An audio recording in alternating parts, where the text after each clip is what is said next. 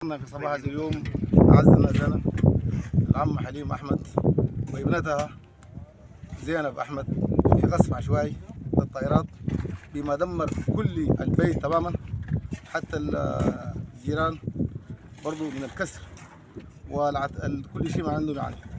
وهذا القصف أثر على المواطنين لأن هذه الحرب لم تفرق بل شملت الصغير والكبير والبريء والمدان. فهذا الأمر خطير جدا ويجب أن نراعي هذه الأشياء العشوائية التي لم تليق بحق السودانيين.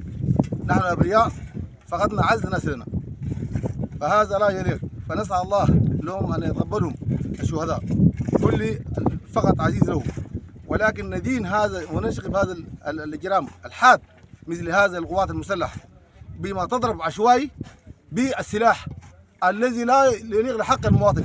نحن أبرياء مواطنين عزل، ما عندنا شيء، ولا عندنا ضلع في الدعم السريع، ولا عندنا ضلع في الجيش، ناس مواطنين فقط. فهذه بريئة أخذوا بحقنا، والآن فقدنا كل الأسرة في البيت تماما. وهذا لها ابن في القوات المسلحة، الآن هو الآن مع القوات المسلحة، وهذا الضرب لا يليق بشيء السوداني.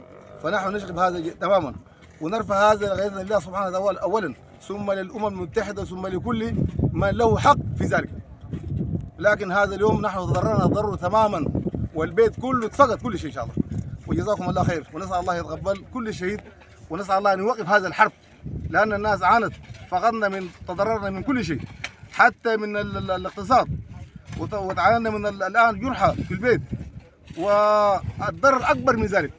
ولكن يجب على الناس أن توقف هذا الحرب إن شاء الله. جزاكم الله خير.